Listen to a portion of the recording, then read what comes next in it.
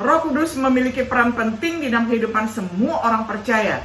Sementara peran Roh Kudus dalam kehidupan para rasul dan orang percaya bervariasi, dia tentu saja merupakan sumber penghiburan yang sangat besar bagi semua orang Kristen.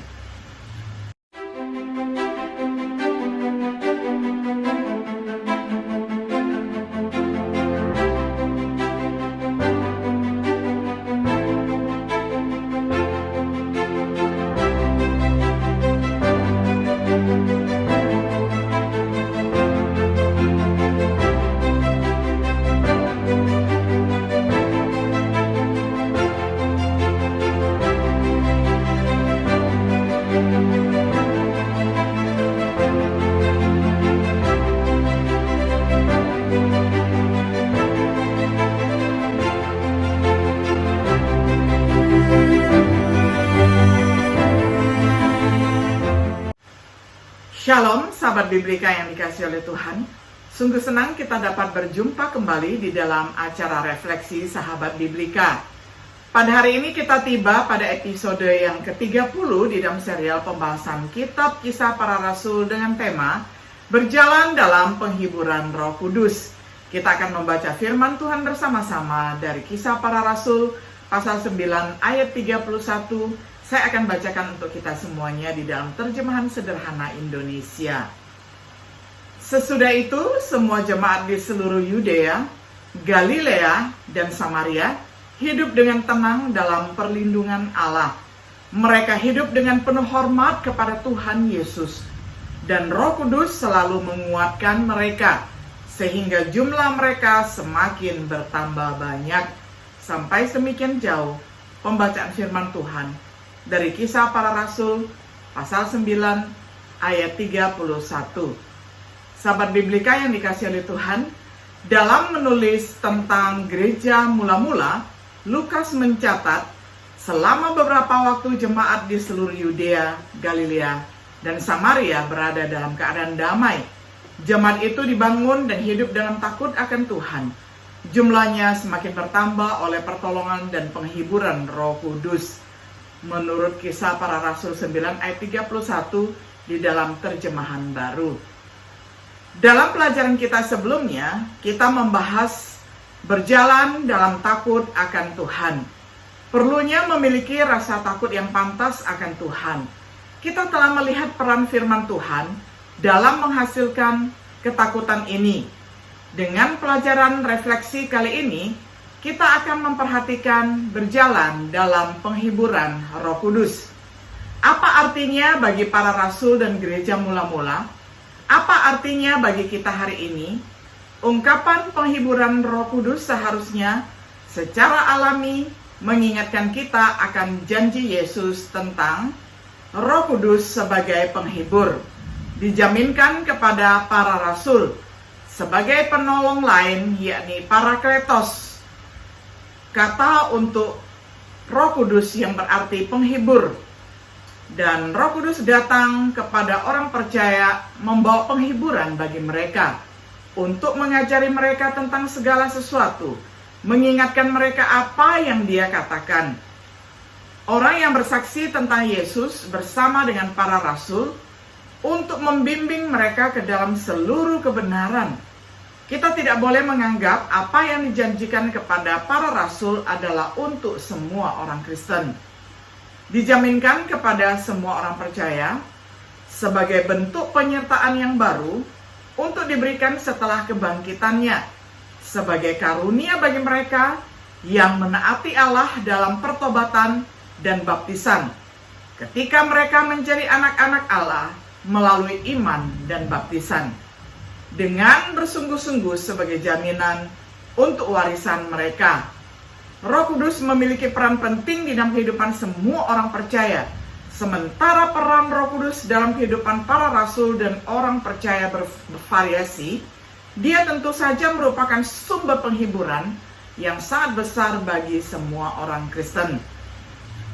Hal yang kedua kita pelajari, penghiburan Roh Kudus seperti yang diberikan kepada para rasul.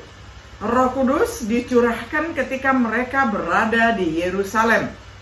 memberdayakan mereka untuk menjadi saksi kebangkitan Tuhan Yesus, mengkonfirmasi kata-kata mereka melalui tanda-tanda, keajaiban ataupun mukjizat, dan karunia di dalam berbahasa roh yang mereka berikan kepada beberapa orang melalui penumpangan tangan.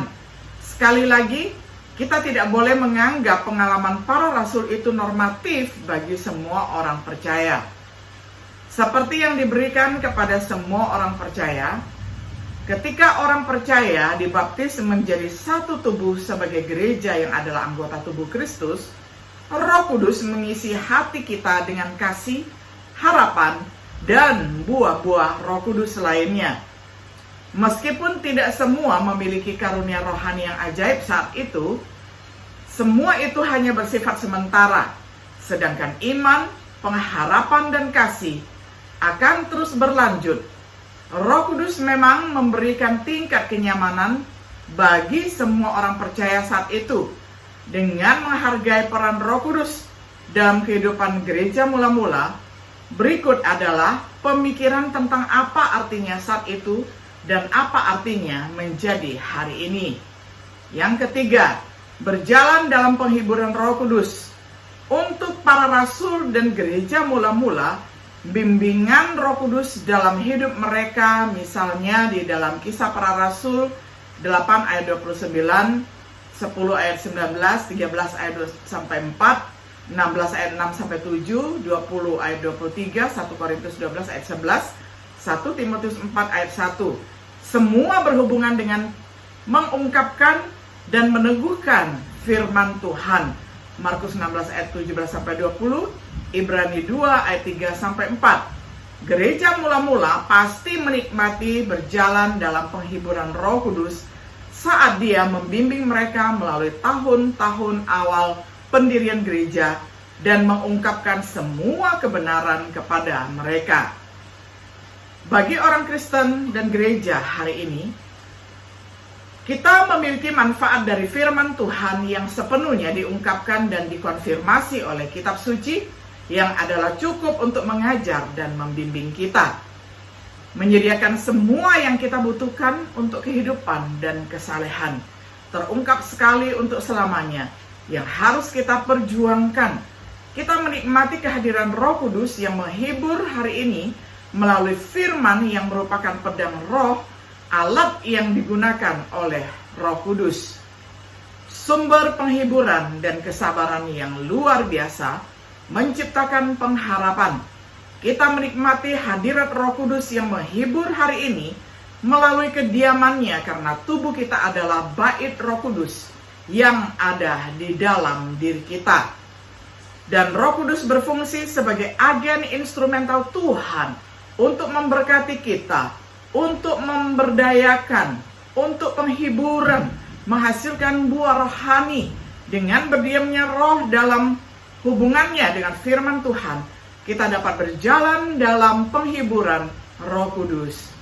Sebagai kesimpulan, kembali ke teks kita, Kisah Rasul 9 ayat 31, kita perhatikan bahwa gereja-gereja berlipat ganda ketika mereka berjalan baik dalam takut akan Tuhan maupun dalam penghiburan Allah Roh Kudus. Jika kita ingin mengalami pertumbuhan seperti itu hari ini, kita juga perlu mengembangkan rasa takut akan Tuhan dan berjalan di dalamnya. Merasakan penghiburan Roh Kudus saat kita berjalan di dalamnya. Semoga pelajaran refleksi kali ini dan pelajaran sebelumnya dapat mendorong kita untuk melakukan keduanya demi kemuliaan Tuhan dan gereja anaknya. Sahabat Biblika yang dikasihi oleh Tuhan, kiranya setiap diri kita yang rindu untuk bertumbuh terus di dalam kebenaran dan firman Tuhan, kita juga memohonkan Allah Roh Kudus senantiasa memberi kekuatan serta penghiburan kepada kita, sehingga hidup kita seutuhnya adalah merupakan hidup yang takut dan gentar akan Tuhan, sehingga kita memperkenankan Tuhan di dalam pelayanan kita dan di dalam seluruh dimensi kehidupan kita sehari-hari. Kiranya Tuhan Yesus menyertai dan memberkati kita selalu. Shalom.